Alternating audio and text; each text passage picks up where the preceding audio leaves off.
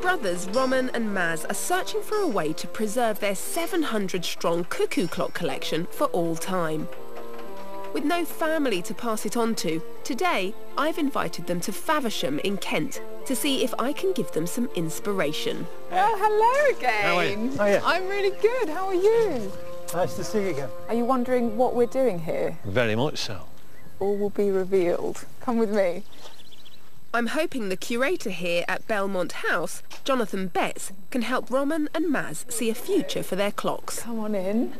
Hi, Hello. Jonathan. Hi. Pleased to meet you. Nice to see you. Jonathan, tell us a little bit about what's happening here. Okay, well, this is the home of the 5th Lord Harris, who was founding president of the Antiquarian Horological Society, and he formed this massive collection here of clocks and watches. I'm at home. Really? This is what we do, clocks. Looking forward to seeing them. Okay, come on, let's go through. This 18th century neoclassical stately home provides the backdrop for Harris's collection, comprising 340 clocks and watches of all shapes and sizes. There's a room dedicated to the golden age of British clockmaking, while the study houses the more unusual items. You may have come across one of these before. This is a classic mystery clock. This bowl with the dial round the outside normally has water in it, and a little turtle floats in the water. During the course of the day, the little turtle will swim his way round and always points to the right time. I guess you know how that works, do you? A magnet. It's a magnet. Oh, yes, Yeah. of course. Right underneath there's a great big magnet Oh, which drags him fantastic. round whether he likes it or not. Yes, That's really fun, isn't it? fantastic. So, knowing your collection, I guess you've seen one of these before, have you? We have. So, can we make it work? Yeah. It's... Wow. They're amazing things, aren't they?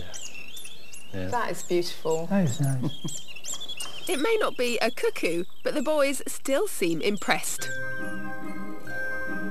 Like Roman and Maz, Harris also took enjoyment from restoring the pieces he collected. And by the time of his death in 1984, the collection's future had already been secured. He realised that his son would not continue looking after the collection. So he decided to establish the Harris Belmont charity, which looks after the house and looks after the collection. And because the charity was endowed with farms on the estate, it has an income.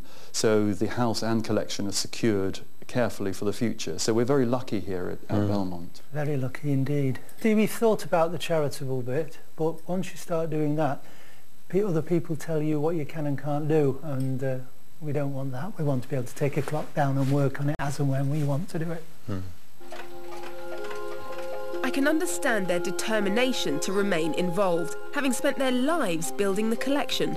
But they do need to be realistic about their options if they want to follow in the footsteps of Lord Harris. Running a collection isn't cheap, and they'll really need to sell the idea to any prospective venues. Stately homes are a good option to think about because they generally have a large amount of space. They want to have attractions that bring people in through the doors. You know, for example, Leeds Castle have got a collection of dog collars which all of their visitors want to go and have a look at because it's a real novelty, like yours will be. And I think you've got to really work on getting people to know about it. Get a nice catalogue with beautiful photographs which tell you all the stories behind them, who they belong to, what the significance is of them, to really make them come to life, and that will capture people's imagination. And I think in that way you'll maybe attract a venue. Give us some great ideas, and we'll go away and probably put some of them into motion. Yes. Food for thought. If we could find a stately home, would be wonderful.